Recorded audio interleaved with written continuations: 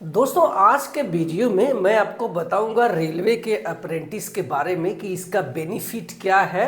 इसके अलावा इसकी जो वैकेंसी है कहाँ से निकली है। इसके अलावा आप कौन कौन लोग इसको अप्लाई कर सकते हैं, क्या आईटीआई वाले ही अप्लाई करते हैं या फिर बिना आईटीआई वाले ही करते हैं, तो ये सारी बातें आज के वीडियो में मैं बताऊंगा। इसके अलावा कहाँ कहाँ से रेलवे की अप्रेंटिस की वैकेंसी आई हुई है उसको भी मैं डिटेल में इस वीडियो में बात करने वाला हूं। तो चलिए शुरू करते हैं रेलवे अप्रेंटिस 2025 के बारे में, जो कि रेलवे के विभिन्न प्रकार के जो वर्कशॉप है वहां पे आपको एक प्रशिक्षु ट्रेनिंग के रूप में दे दिया जाएगा, जहां पे आप ट्रेनिंग करके निकलेंगे तो आप भारतीय रेलवे के विभिन्न प्रकार के जो पोस्ट है, जो टेक्निकल वाली पोस्ट है, उस पे आप अपने डायरेक्ट जो है अप्लाई कर पाएंगे।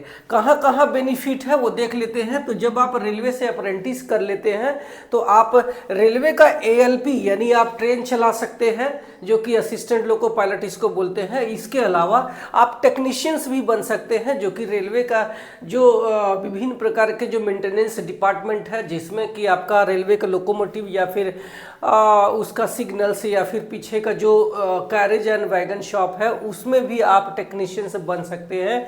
इसके अलावा सबसे बड़ा जो बेनिफिट है वो ये है कि आपको डायरेक्ट 20% का जो है रिजर्वेशन रेलवे ग्रुप डी के एग्ज़ाम में मिल जाता है। चाहे आप किसी भी कैटेगरी में हो, हर एक कैटेगरी का अलग अलग रिजर्वेशन होगा।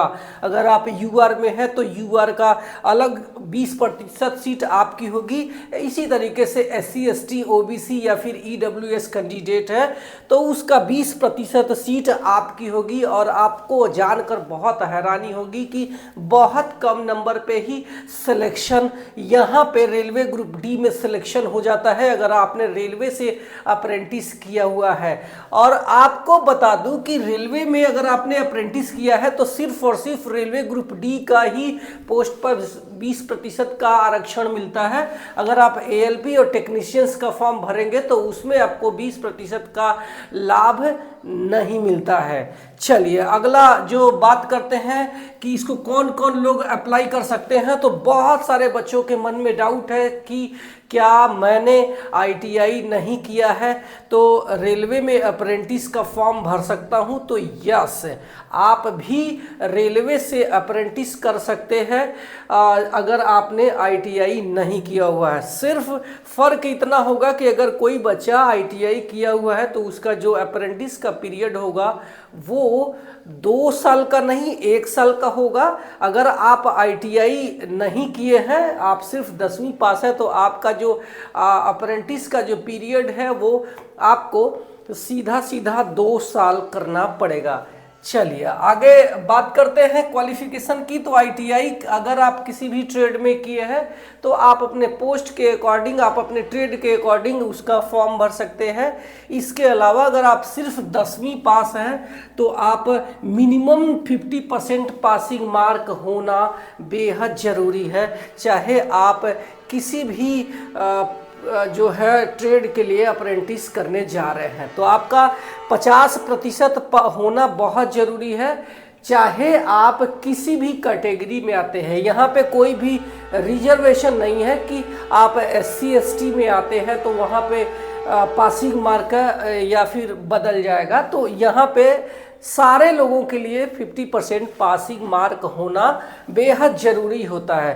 चलिए सिलेक्शन प्रोसेस की बात कर लेते हैं। तो आपको बता दूं कि इसमें किसी भी प्रकार का कोई भी एग्ज़ाम नहीं होता है, कोई भी परीक्षा नहीं होती है। आपका जो सिलेक्शन होगा प्योरली आपके जो मेरिट है, आपके 10th क्लास की मेरिट पर ही होगा। अगर आपने आईटीआई किया हुआ है तो आपका 10वीं यानी 10th और उसके साथ में आपकी आईटीआई का जो मार्क है इसको एवरेज करके आपको पोस्टिंग मिल जाता है, मतलब आपको ज्वाइनिंग इसमें अप्रेंटिस में सिलेक्शन हो जाता है। इसके लिए कोई अलग से एग्ज़ाम देने की ज़रूरत नहीं होती है। लेकिन यहाँ मिनिमम 50% पासिंग मार्क है, लेकिन आपको बता दूं कि एटलीस्ट आप 70-75% से ज़्यादा है तभी आपका सिलेक्शन होगा, क्योंकि यहाँ पे जो है कट ऑफ बहुत हाई जाती है, 75 प्लस ही रहता है, तभी बच्चों का सिलेक्शन अप्रेंटिस में हो पाता है। चलिए बात करते हैं कि कैसे आप इसको अप्लाई कर पाएंगे। तो आप सिर्फ और सिर्फ ऑनलाइन ही अप्लाई कर सकते हैं, मतलब आपको ऑफलाइन फॉर्म नहीं भर सकते हैं। इसके लिए आप official website, only official website online ही फॉर्म भर सकते हैं। चलिए अब बात करते हैं कि कहाँ से कितनी वैकेंसी इस समय निकली हुई है, उसको डिटेल में समझ लेते हैं।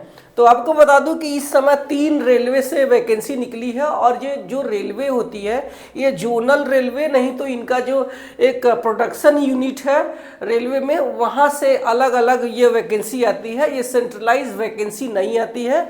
कोशिश आप ये करना कि अगर हो सके तो आप अपने घर के पास में जो अप्रेंटिस वाला हो वहाँ से आप भर सकते हैं, क्योंकि आपको बता दूं कि पूरे ट्रेनिंग के दौरान आपको 8,000 रुपये प्रति माह इसका स्टाइपेंड भी मिलता है। रेलवे क्वार्टर वगैरह नहीं मिलता है, क्योंकि आप सिर्फ टेम्परोरी बेस पर इसमें ट्रेनिंग कर रहे होते हैं। जैसे ही आप ट्रेनिंग खत्म हो जाती है आपका रेलवे से वास्ता खत्म हो जाता है, आपको बाहर निकाल दिया जाता है। सिर्फ आपको एक बेनिफिट ये है कि आपको 20% का एक फ़ायदा मिल जाता है रेलवे ग्रुप डी के परीक्षा में, बाकी और कोई इसमें बेनिफिट नहीं मिलता है।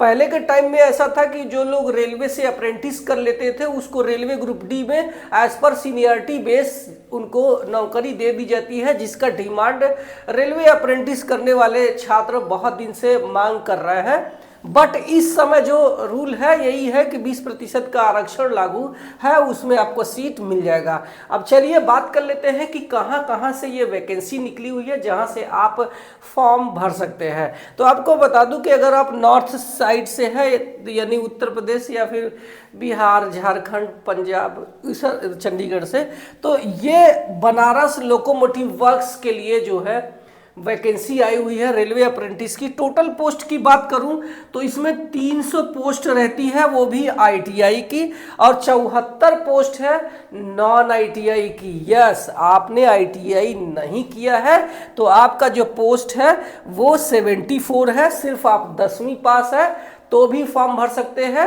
इसके अलावा आपके हायर एजुकेशन है, चाहे आपने डिप्लोमा, डिग्री या फिर बीटेक या फिर आप ग्रेजुएशन करके रखा है किसी भी सब्जेक्ट में, तो भी अप्लाई कर सकते हैं। बट यहाँ पे आपको कोई वेटेज नहीं दिया जाएगा कि आप डिप्लोमा, डिग्री है तो आप जो है भर सकते हैं। तो आप आईटीआई वालों की जगह पे आप डिप्लोमा डिग्री वाले वहाँ पे अप्लाई नहीं कर सकते हैं। हाँ, आप सिर्फ और सिर्फ नॉन आईटीआई वाले में 10वीं बेस पर अपने फॉर्म को भर सकते हैं। तो ये बातें आपको समझ में आ गई होगी।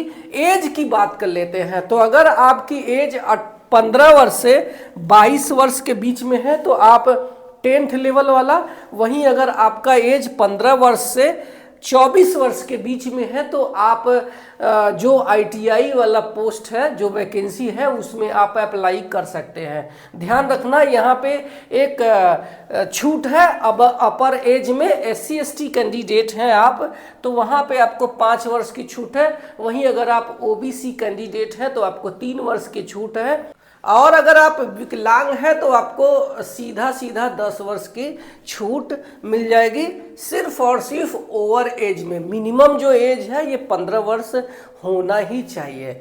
ठीक है, चलिए बात करते हैं अगला, जो कहाँ से किस जोन से वैकेंसी आई है। तो ये प्रोडक्शन यूनिट है जहाँ पे हमारे लोकोमोटिव्स के निर्माण होते हैं। बनारस लोकोमोटिव वर्क्स, जिसको पहले DLW यानी डीजल लोकोमोटिव वर्क्स वाराणसी बोला जाता था, इस समय इसका नाम बदल के बनारस लोकोमोटिव वर्क्स है।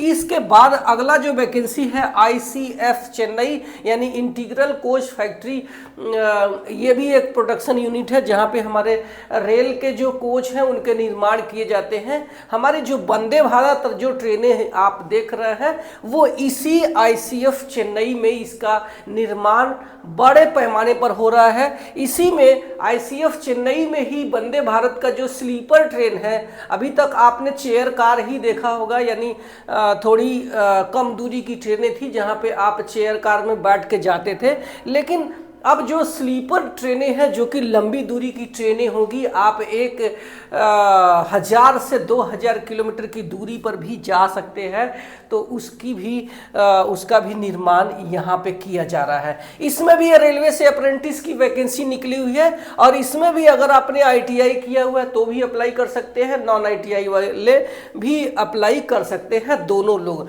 अगर आपने आईटीआई किया है तो आपके लिए 670 वैकेंसी है और अगर आप सिर्फ 10वीं पास है तो आपके लिए 320 पोस्ट है। इसका जो अप्लाई डेट है, यहाँ पे अप्लाई डेट आप देख सकते हैं 12 जुलाई से फॉर्म भरे जा रहे हैं, लास्ट डेट 11 अगस्त 2025 है। यहाँ पे मैंने बनारस वाला जो डीएलडब्ल्यू है, इसको बीएलडब्ल्यू का मैंने अप्लाई डेट नहीं बताया था, तो मैं आपको बता दूं कि इसका फॉर्म 5 जुलाई से भरा जा रहा है और इसमें जो है क्या बोलते हैं, लास्ट डेट 5 अगस्त 2025 है, तो आपके पास बहुत कम टाइम बचा है। इसमें जो वैकेंसी है वो मैंने बता दिया है कि 300 आईटीआई वालों के लिए है, 74 वैकेंसी नॉन आईटीआई वालों के लिए है। हम वेबसाइट की बात करें कि आप किस लिंक से फॉर्म भर सकते हैं, तो आप जो है इसको blw.indianrailways.gov.in की ऑफिशियल वेबसाइट पर जाकर के अपने फॉर्म भर सकते हैं।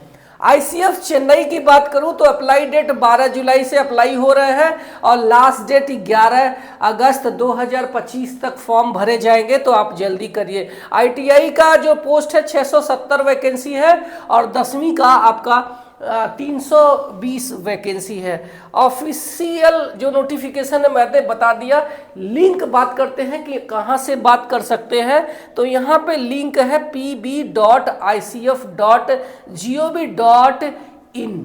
ये जो है ऑफिशियल वेबसाइट है इनका फॉर्म भरने का। जब मैंने आईसीएफ चेन्नई का ऑफिशियल वेबसाइट पूरा मतलब नोटिफिकेशन पढ़ रहा था, तो वहां पे एक चीज मैंने देखा यहाँ पे कि वहाँ का जो लोकल कैंडिडेट है, जो तमिलनाडु के रहने वाले लोग हैं, उनको पहली प्राथमिकता दी जाएगी, ऐसा लिखा हुआ है, तो आप अपने हिसाब से देख सकते हैं।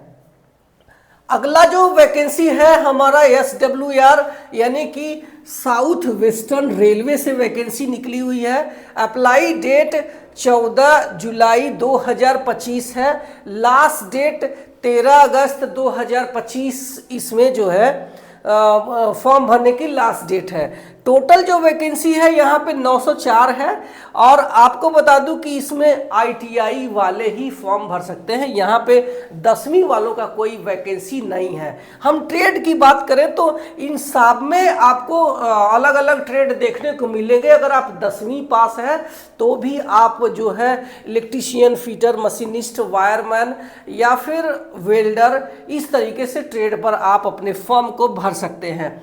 मैं हुबली वाली जो वेबसाइट है जिसको हम साउथ वेस्टर्न रेलवे बोल रहे हैं, इसका जो लिंक है फॉर्म भरने का rrchubli.in पर जा करके अपने फॉर्म भर सकते हैं। 10वीं में जो आपका सब्जेक्ट होना चाहिए वो मैथ साइंस अगर आपका रहेगा तो आप जो है आईटीआई का इलेक्ट्रीशियन फिटर वाली ट्रेड पर जा पाएंगे। नहीं तो अगर आपका 10वीं में मैथ साइंस नहीं है तो भी आप अप्रेंटिस कर सकते हैं, बट उसके लिए आपका जो है कोई प्रोग्रामिंग वाला या फिर आपका जो है लैब वाला या फिर मेटलर्जी वाला कोई अलग से इसमें वैकेंसी दिया हुआ है। आप इनकी ऑफिशियल वेबसाइट जो मैंने बताया है उस ऑफिशियल वेबसाइट पर जाकर के डिटेल में अपना फॉर्म चेक कर सकते हैं, अपना फॉर्म भर सकते हैं। तो ये वीडियो आपको लिए हेल्पफुल लगा है तो अपने दोस्तों में शेयर करना और मेरे चैनल पे पहली बार आए हैं तो सब्सक्राइब कर लेना। मैं यहाँ सिर्फ आपके फ़ायदे की बात करता हूँ। Thank you so much.